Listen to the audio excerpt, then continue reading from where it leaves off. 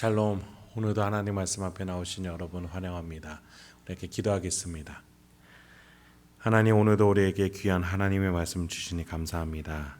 이 말씀 속에서 우리가 용기와 확신, 사랑과 지혜를 얻을 수 있도록 주여 역사하여 주시옵소서.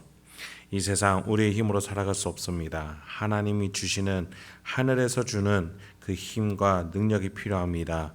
주여, 오늘 이 시간 말씀 가운데 허락하여 주시옵소서. 예수님의 이름으로 기도했습니다. 아멘. 오늘 함께 살펴볼 말씀은 사사기 3장 24절에서 31절, 사사기 3장 24절에서 31절까지 함께 살펴보겠습니다. 오늘도 주님을 우리에게 다시 은혜를 주시는 분이신 줄 믿습니다. 우리 주님은 문제 해결사로 우리에게 다가오시지 않으셨습니다. 우리의 영혼의 구원자로 오심을 믿습니다. 그렇습니다. 우리 주님은 해결사보다도 달이 높는 자셨어요. 우리의 사사 되신 예수님은 우리의 죄악의 문제 해결을 위해서 오신 것이 아니라 하나님과의 관계 회복을 위해서 오셨습니다. 하나님과 관계가 회복이 되니까 평안이 찾아오고 복이 따라오게 되는 것이죠. 그렇습니다. 사사기에서 사사들을 보내시는 하나님의 목적이 바로 그러합니다. 이스라엘에게 복을 주기 위해서, 독립을 주기 위해서가 아니에요. 하나님과의 관계 회복, 우상 숭배를 했던 이스라엘과의 관계 회복을 위해서 사사를 주시는 하나님이십니다. 그런데 이 사사기에서 계속해서 이스라엘 백성들이 보여주는 모습은 그렇게 계속 다시 은혜를 주시는 하나님을 잊어버리고 또다시 우상 숭배로 나아가는 모습을 보입니다.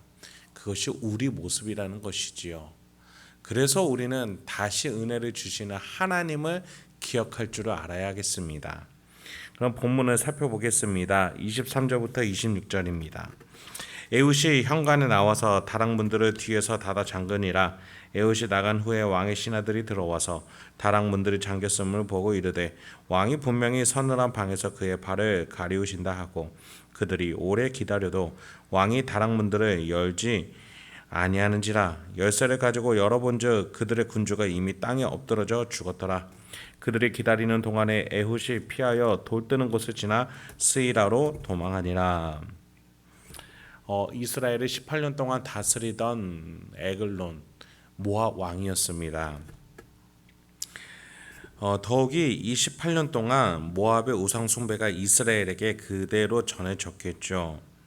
이스라엘은 모압에게 조공과 곡물을 바치면서 동시에 우상 숭배를 받아들이게 되는, 그러니까 하나님이 그토록 경계했던 모습이 되었던 겁니다.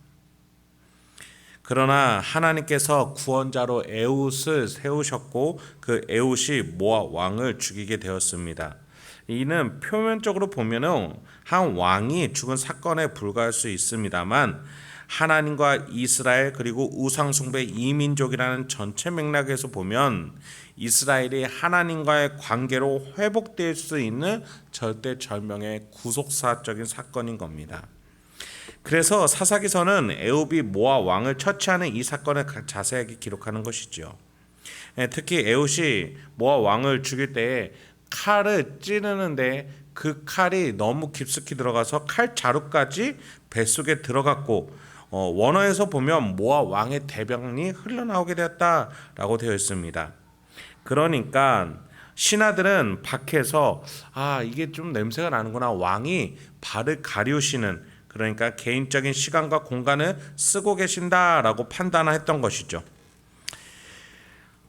조공을 바치러 왔던 에훗에게 속아서 모든 신하를 내쫓고 1대1의 관계로 들어갔던 모압 왕의 그 에글론의 어리석음과, 그리고 또 왕이 죽었음에도 불구하고 왕이 발을 가리운다, 즉 변을 보느라고 혼자 있는구나 라고 착각했던 그들의 신하들, 그들의 아둔함과 미련함과 상대되는 모습으로 에훗의 날렵함과 용기가 대비되는 사건이 오늘 본문입니다.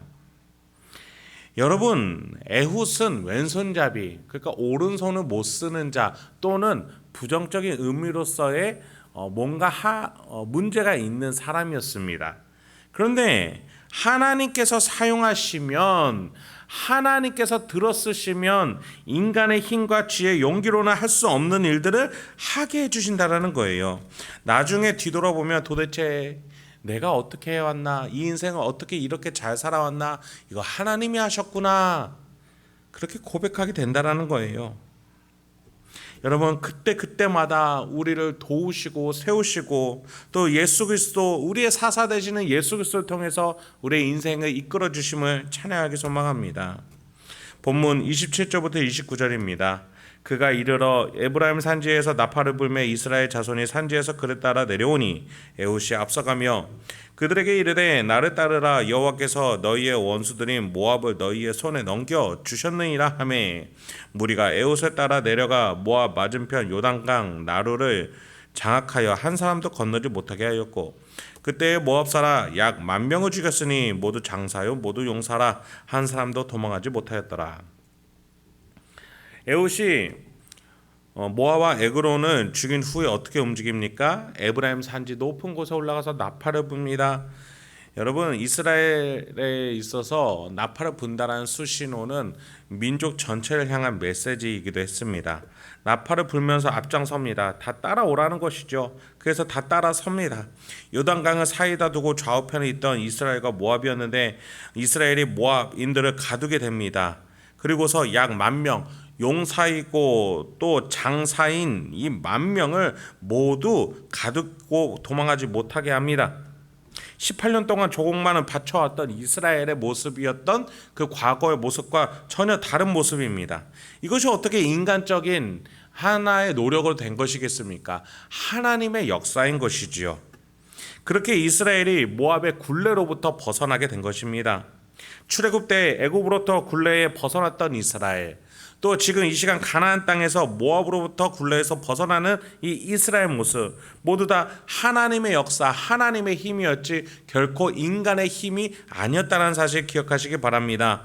여러분, 우리가 경제적인 문제 속에서의 굴레, 인간 관계 속에서의 악함의 굴레, 모든 죄의 굴레들 속에서 우리가 아파하고 힘들어할 수 있죠. 여러분, 우리의 힘으로는 그것을 이겨낼 수 없습니다. 우리의 힘으로서는 이 경제를 감당할 수 없고 나의 대인관계를 감당할 수 없고 내 부모와 자식 간의 관계 속에서의 가정생활을 감당할 수 없습니다.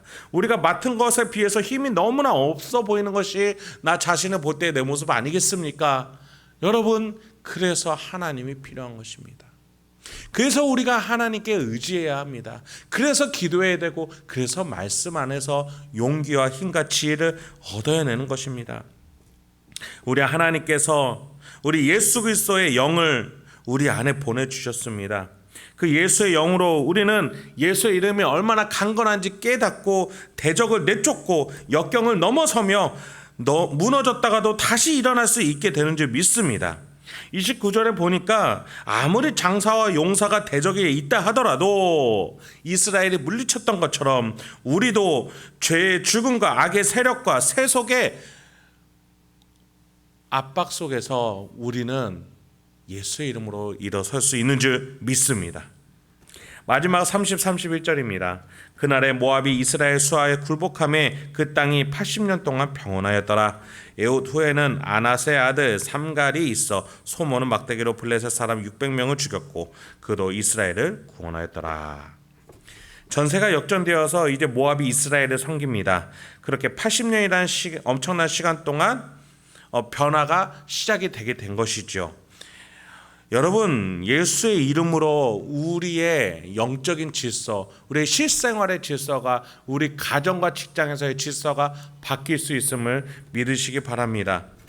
에훗 후에는 삼가이라는 사사도 일어나게 됩니다. 특히 표현 중에 소모는 막대기로 블레셋 사람 600명을 죽였다. 그리고 이스라엘을 구원하였다. 여기서도 두 가지의 공통적인 표현이 나옵니다. 먼저 이스라엘을 구원하였다. 문제를 해결했다가 아니라 구원하였다. 하나님과의 관계 회복을 표현하는 것이죠. 그런데 사용했던 도구가 무엇이었습니까? 철이었습니까? 철병거였습니까? 칼이었습니까? 방패였습니까? 아니었습니다. 소 모는 막대기였을 뿐입니다. 인간의 힘이 아니라 하나님의 능력을 여기서도 말해주고 있는 것입니다. 그렇습니다. 여러분, 예수님께서 스스로를 뭐라고 표현하셨습니까? 건축가들이 버린 돌이라고 하셨습니다. 그런데 전능하신 하나님은 그 돌을 들어 쓰셔서 하나님의 나라의 교회의 구속사의 주춧돌, 머릿돌, 반석으로 쓰실 수 있는 분이심을 믿으시기 바랍니다. 저와 여러분이 아무리 나약하고 어리숙하고 우리가 미약하다 할지라도 하나님이 들어 쓰실 때에 우리가 귀한 돌로, 이 시대의 귀한 주춧돌로, 이 교회의 믿음의 기둥으로 하나님의 구속사에 하나님이 귀히 쓰시는 그 재료로 우리의 인생이 쓰임 받을 줄 믿습니다. 오늘도 하나님의 그 놀라운 섭리를 믿고 예수님의 사랑과 성령님의 연합을 믿으시면서 오늘 하루 다시 은혜 주시는 하나님과 함께 살아가시길 주님의 이름으로 축원드립니다. 함께 기도하겠습니다.